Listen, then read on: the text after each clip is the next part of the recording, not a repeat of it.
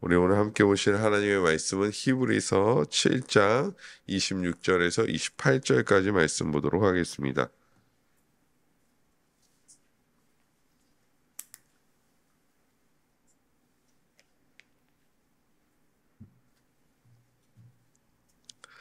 히브리서 7장 26절에서 28절까지의 말씀 우리 한 절씩 교독하시고 마지막 절을 함께 읽겠습니다.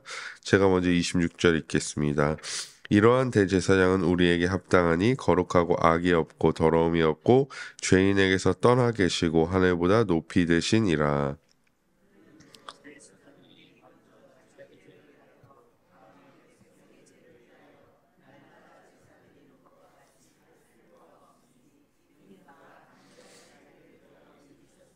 함께요. 율법은 약점을 가진 사람들을 제사장으로 세웠거니와 율법 후에 하신 맹세의 말씀은 영원히 온전하게 되신 아들을 세우셨느니라. 아멘. 오늘도 말씀과 기도로 하루를 시작하시는 성도님들을 주님의 이름으로 환영하고 축복합니다.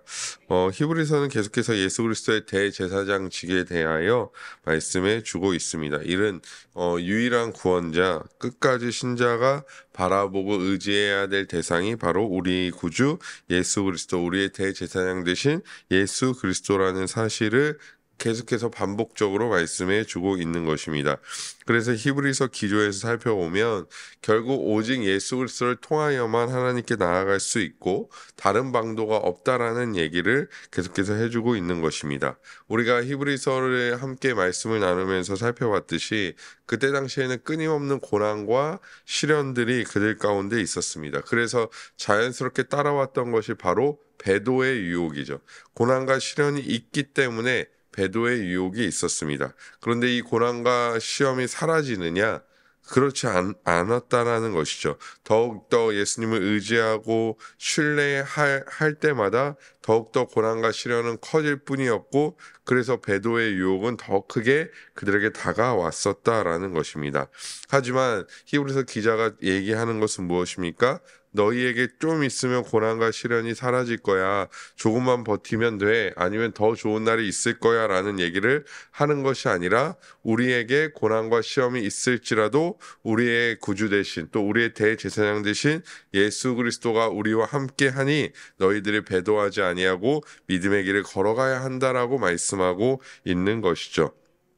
그래서 26절을 다시 한번 보시면 이러한 대제사장은 우리에게 합당하다라고 말씀하고 있는 것을 볼 수 있습니다. 즉 이런 대제사장이 우리에게 합당하니 너희가 배도하지 말고 오직 예수 그리스도만을 따라 믿음의 길을 걸어가야 한다라고 말씀하고 있는 것이죠. 여기서 우리에게 합당하니라고 할 때 합당하다라는 것은 딱 알맞는이라는 의미를 가지고 있습니다. 즉 이 옷이 자기 몸에 딱 맞는 것처럼 예수 그리스도라는 대제사장은 우리에게 가장 알맞는 가장 큰 유익을 가져다주는 분이다라고 말씀하고 있는 것이죠. 그 근거로서 네 가지를 말씀하고 있는데요.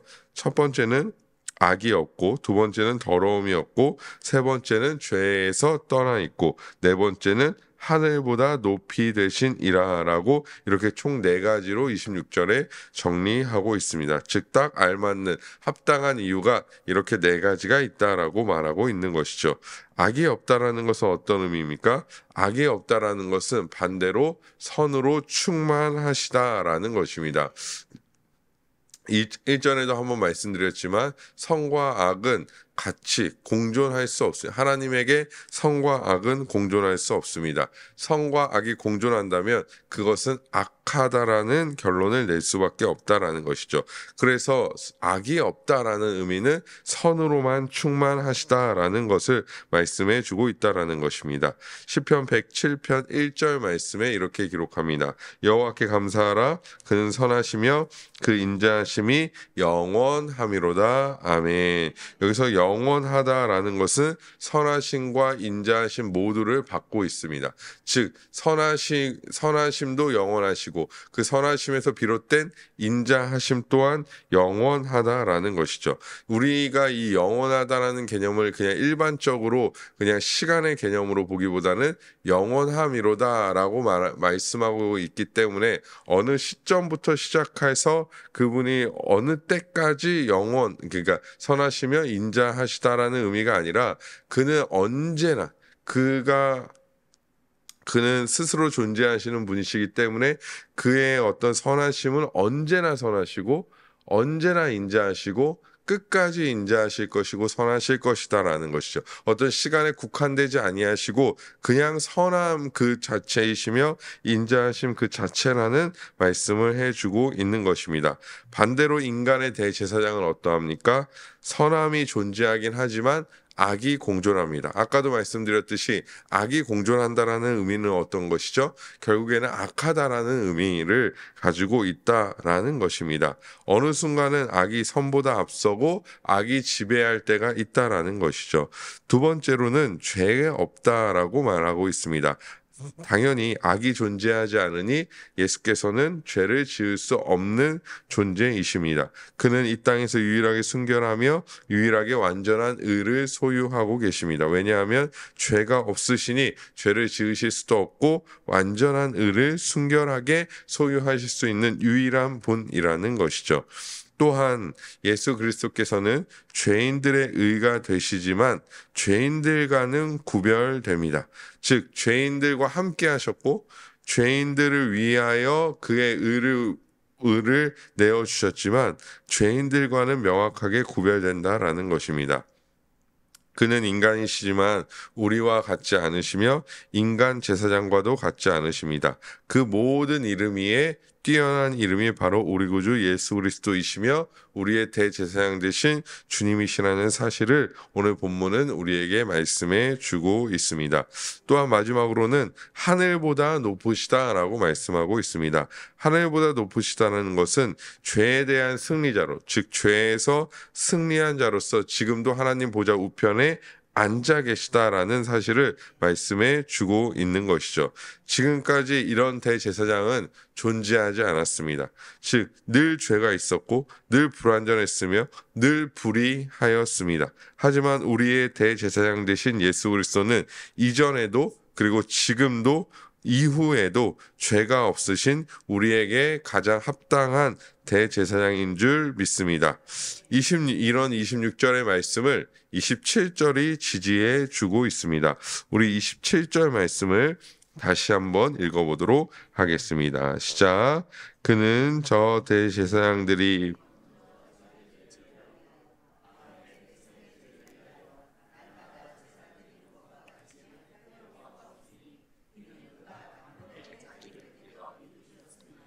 아멘. 이전에도 말씀드렸지만 인간 대제사장들은 죄인이었습니다. 그들이 직분을 가졌다고 해서 죄에서 벗어난 것이 아니었다라는 것이죠. 그는 직분을 가지고 있었지만 결국에는 끊임없는 죄 가운데 빠져가는 인간일 뿐이었다라는 것이죠. 그들이 직분을 가진 이유는 그들이 더 의로워서가 아니었습니다. 구원에도 차별이 없듯, 즉 구원에도 헬라인이나 유대인이나 종이나 자유자나 이 구원 앞에서는 차별이 없듯이 모두 다 하나님 앞에서는 동등된 죄인일 뿐이라는 것이죠. 인간은 누구나 죄인이며 하나님 앞에 공평하다라는 것입니다. 그래서 대제사장은 모든 사람들의 죄를 위하여 제사를 드려야 했지만 그도 죄인이었습니다. 그래서 그를 위한 제사가 필요했다라는 것이죠.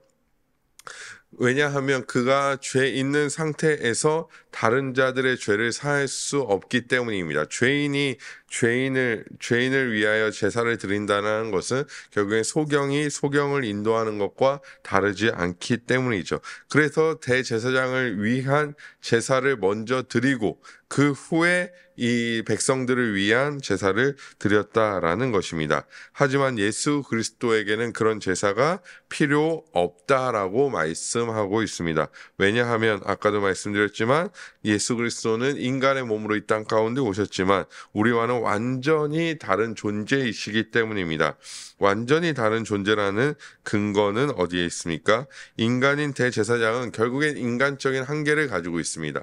인간인 대제사장을 위한 제사를 드리고 그가 모든 직무를 마쳤다 할지라도 그의 죄가 다시 발생하지 않는 것이 아니라 또다시 그에게는 죄가 발생하죠. 그래서 다음에 제사를 드릴 때는 또 대제사장을 위한 제사를 드려야 했고, 또한 인간이 드린 죄인이 어떻게 됐든 근본적으로 본질상 진노의 자녀인 인간이 제사를 드렸기 때문에 그 제사는 매년 반복적으로 드려야 했다라는 것입니다. 이것이 명확한 인간의 한계라는 것이죠. 하지만 예수께서는 오늘 성경에 뭐라고 기록하고 있습니까? 단번에 자기를 들여 이루셨다라고 말씀하고 있는 것을 볼 수 있습니다. 즉 단번에 자신을 드렸다라는 것은 결국에 두 번째, 세 번째, 네 번째 제사가 필요 없다라는 의미죠. 왜냐하면 그의 십자가 위에서 그를 들이신 제사로 말미암아 우리의 모든 죄가 사해졌고 오로지 예수 그리스도를 의지하고 바라보는 모든 자들에게 그 의를 선물로 주시기 때문입니다. 그래서 이제는 제사가 아닌 오직 예수 그리스도를 믿는 믿음으로 의에 이를 수 있게 된 것이고 우리에게 요구하시는 바는 무엇입니까? 결국엔 주의 공로를 의지하고 주를 바라보는 것밖에 없다라는 것입니다. 더 이상 우리에게 어떠한 율법의 제사를 요구하시지 않는 이유는 결국 예수 그리스도께서 그 모든 것을 이루셨기 때문이죠. 더 완전한 제사가 이미 드려졌는데 또 다른 제사를 드릴 필요가 없다라는 것입니다. 이미 더 좋은 것들을 누리고 있는데 덜 좋은 것을 누릴 필요가 없다라는 것이죠. 그래서 우리는 오로지 주의 공로를 의지하여 하나님께 나아갈 수 있으며 소망할 수 있는 존재라는 사실을 깨달아야 한다라는 것입니다. 위에서도 말씀드렸듯이 예수 그리스도를 제외한 모든 인간이 다 동일합니다. 모든 인간이 과거에서도 그랬고 현재도 그랬고 미래에도 그럴 겁니다. 과학이 발달하고 지식이 발달해서 더 완전한 인간의 삶이 이루어진다 할지라도 죄인일 뿐이라는 것이죠. 그래서 모두 다 주의 은혜가 필요합니다. 그래서 우리는 이런 맥락 속에서 우리의 의를 자랑할 필요가 없습니다. 누구보다 더 뛰어난 믿음을 가졌다라고 생각하거나 직분 때문에 더 나은 구원을 받을 수 있다라고 생각하거나 더 나은 것을 누릴 수 있다라는 생각을 우리는 철저하게 버려야 합니다. 왜냐하면 우리의 대제사장 되신 예수 그리스도의 공로 없이는 우리는 그 누구도 하나님 앞에 나아갈 수 없기 때문이죠. 어제 청년 예배에서도 잠깐 말씀을 나눴지만 사도 바울도 자기의 십자가 외에는 자랑할 것이 없다라고 말씀하였습니다. 그가 말씀한 것도 물론 중요하지만 사도 바울은 왜 그렇게 말할 수밖에 없었습니까? 그의 존재와 그의 삶이 예수 그리스도의 십자가를 빼고는 설명되지 않기 때문입니다. 예를 들어서 어저께도 이런 예를 드렸었는데요. 우리가 교회에서 기독교에서 저라는 사람을 빼면 무슨 일이 발생할까요? 아무 일도 발생하지 않습니다. 저라는 사람이 기독교의 역사에 만약에 없다 할지라도 예수님의 구원이 변개되거나 어떤 구원이 갑자기 멈춰진다거나 그 구원의 내용이 흔들린다거나 그러지 않죠. 저라는 사람이 없다 할지라도 예수 그리스도의 구원은 끊임없이 이어지고 끊임없이 존재하며 그 구원의 은혜는 우리 모두에게 선물로 주어집니다. 그렇습니다. 이 기독교의 역사에서 저라는 존재가 없더라도 계속 모든 것들이 다 구원의 역사가 유지되듯이 오로지 예수 그리스도의 십자가로 말미암아 그 모든 것들이 존재하기 때문에 사도 바울은 자기가 자기의 어떠함이 자랑될 것이 아니라 오로지 나는 예수 그리스도의 십자가만을 자랑한다라고 말씀하고 있는 것이죠. 그래서 우리 또한 마찬가지입니다. 우리 모두 다 마찬가지입니다. 예수 그리스도의 십자가가 없다면 사실 우리의 구원은 성립되지 않는다라는 것이죠. 단번에 그가 들으신 제사가 존재하지 않는다면 우리는 끊임없이 그 제사 가운데 나아가야 하는 존재들일 것이고, 특별히 우리는 이방인으로서 어떻게 구원의 소망도 없이 살아갈 수밖에 없는 존재들이 되었을 것입니다. 그래서 우리는 교만해서는 안 되며 사실은 교만할 수도 없는 존재라는 사실을 우리는 깨달아야 합니다. 이렇게 구원에 대한 온전한 이해와 예수 그리스도에 대한 온전한 이해가 있다면 우리는 절대 교만해질 수 없습니다.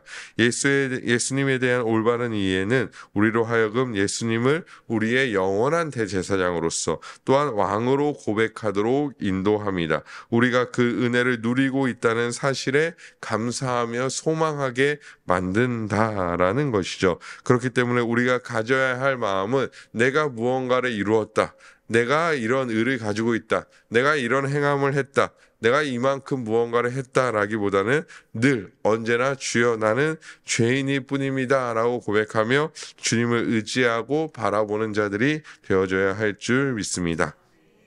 계속해서 우리는 28절 말씀을 살펴보도록 하겠습니다. 28절 말씀은 이렇게 말합니다. 율법은 약점 있는 자들을 제사장으로 세웠다라고 말씀하고 있습니다. 여기서 약점이 있다라는 것은 위에서 말한 과 죄입니다. 즉 그것이 인간의 큰 약점이라는 것이죠. 그렇게 약점 있는 자들은 율법이 그들을 세웠다라는 것입니다. 그래서 그들은 율법의 정죄에서 벗어날 수 없었습니다. 늘 약점이 있을 뿐 아니라 그 한계를 절대 극복할 수 없다라는 것이죠. 이전에 수요예배에선가도 말씀드렸지만 인간은 오늘도 악하고 내일도 악할 것이기 때문에 그 인간적 한계에서 절대 벗어날 수 없다라는 것입니다. 이 세상에 모든 인구 중에 가장 착하고 가장 선하게 사는 사람이라 할지라도 이 율법이 정한 이 의의 한계를 뛰어넘을 수 없다라는 것이죠. 단 하루도 단 1초도 그렇게 할 수 없다라는 것입니다. 하지만 맹세의 말씀은 예수 그리스도를 대제사장으로 세웠다라고 말씀합니다.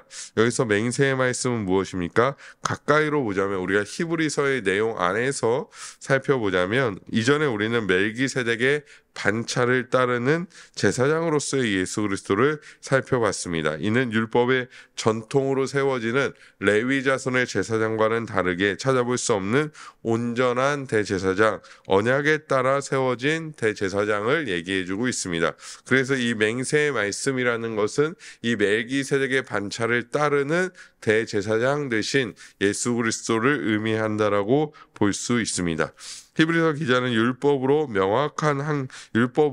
명확한 한계가 있는 레위 자손의 안에 아론 자손 안에서의 제사장들만이 세워지지만 이 맹세하신 말씀으로 말미암아 멜기세덱의 반차를 따르는 예수 그리스도, 즉 한계가 없으신 완전하신 대제사장이 우리에게 있다라고 말씀해 주고 있습니다. 그리고 그는 하나님의 아들이시라는 것이죠. 그런데 우리가 28절을 보면서 마음에 걸리는 것이 있는데요. 온전하게 되신 아들이라는 표현입니다. 사실 이 표현은 우리가 5장에서 이미 한번 살펴본 바가 있습니다. 왜냐하면 말씀을 읽다 보면 우리가 이 아들이 예수 그리스도라는 사실을 알고 있는데 예수 그리스도는 우리가 창조주로서의 하나님이신 예수 그리스도를 알고 있기 때문에 뭔가 온전하게 되셨다라고 말할 때는 그가 온전하지 않았던 상태가 있었기 때문에 온전하게 되었다라는 표현을 쓴 것이 아닐까라는 오해를 가질 수 있다라는 것이죠. 그런데 이 본문을 좀 자세히 살펴보면요. 우리가 이미 신학적으로 예수 그리스도가 온전하지 않으신 적이 없다라는 사실을 우리는 너무나 잘 알고 있습니다. 명확하게 알고 있다라는 것이죠. 즉 그가 죄인이었다가 온전하게 되었다, 혹은 부족하였는데 혹은 후에 온전하게 되었다라는 의미는 아닐 것입니다.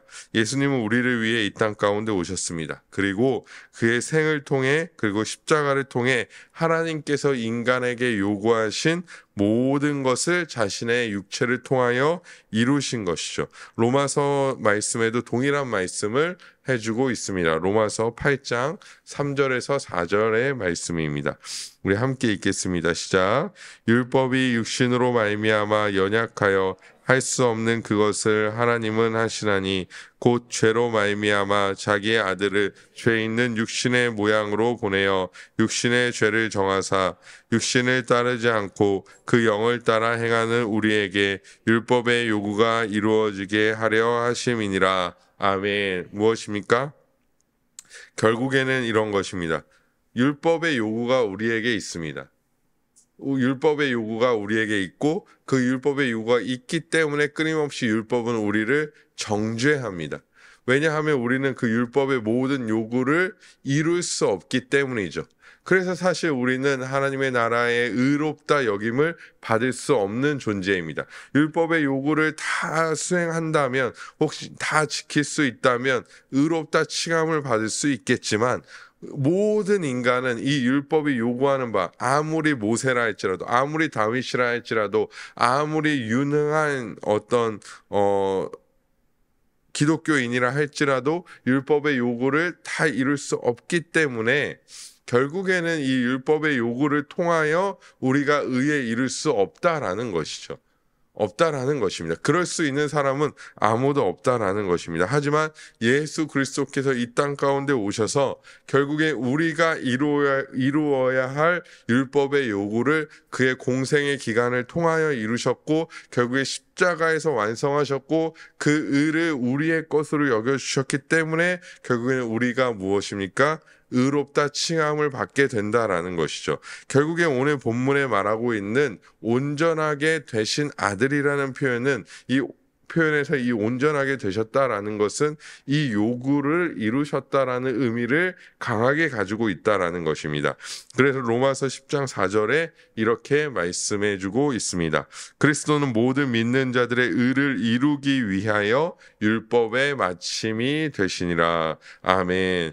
율법의 마침이 되셨고 율법의 완성이 되셨습니다. 그는 그의 육체로 말미암아 율법이 요구하시는 모든 것들을 이루셨고 그것을 우리에게 전가해 주셨기 때문에 결국엔 더 이상 율법이 그 어떠한 것을 우리에게 구원을 위해서 요구할 수 없다라는 것이죠. 여기서 우리는 또한 무엇을 알 수 있습니까? 결국에는 예수 그리스도의 은혜로 말미암아 의롭다 칭함을 받은 모든 자들에게는 더 이상 율법이 어떤 행위적인 요구를 하지 않는다라는 것입니다. 행위적인 요구를 하지 않는다라는 것은 결국에는 인간이 어떠한 행위로 구원을 완성시킬 수 없다라는 얘기로 말씀으로 귀결될 수 있다라는 것이죠. 그러면 그리스도인 무엇을 할 수 있습니까? 무엇을 할 수 있는 것이 아니라 온전하게 되신 그 예수 그리스도를 의지하고 바라보는 일밖에 우리가 할 수 있는 것이 없다라는 것입니다.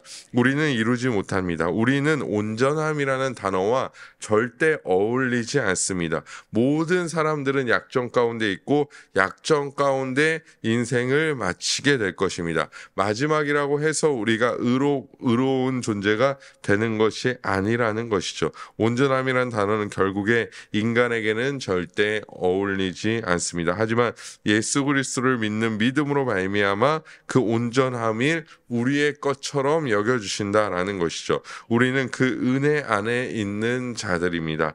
전적인 은혜로 말미암아 우리는 이룰 수 없지만 마치 우리가 이룬 것처럼 여겨주신다라는 것이죠. 그렇게 우리를 온전하게 이루어 주신 분이 바로 우리 구주 되시며 대제사장 되신 예수 그리스도라는 사실을 우리는 믿고 나아가야 합니다.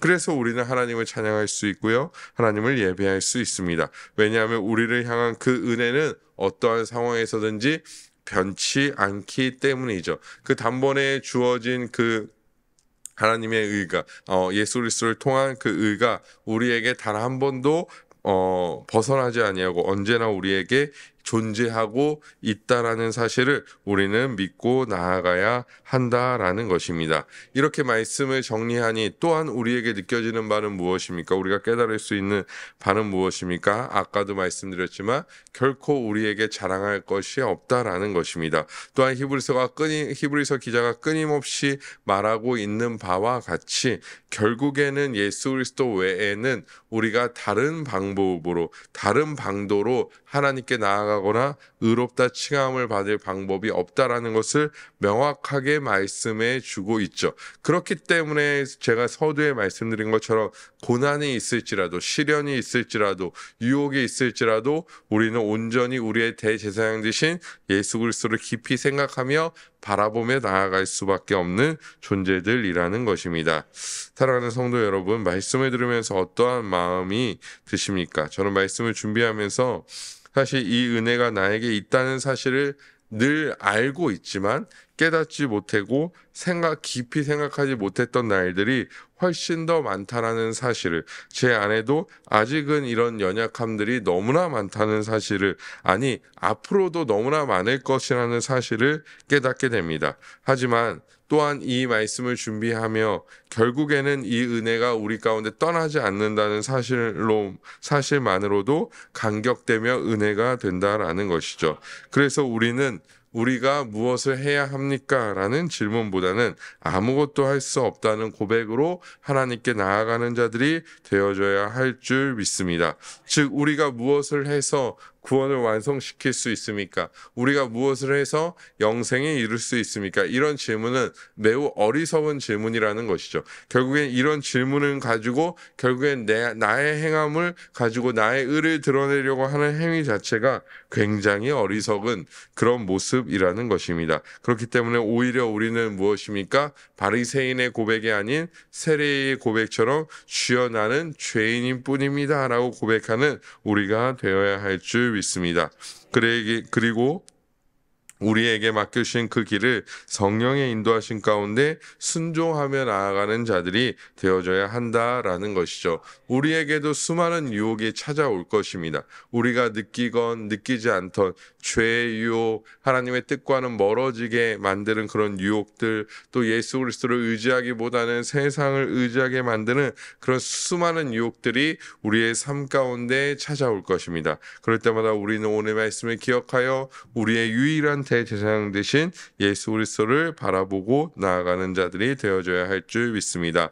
아무쪼록 우리가 아무것도 할 수 없음이 우리의 은혜임을 고백하며 오늘도 예수 그리스도를 믿는 믿음 안에서 주를 신뢰함으로 나아가는 우리 모든 성도님들 되시기를 주님의 이름으로 간절히 소망합니다.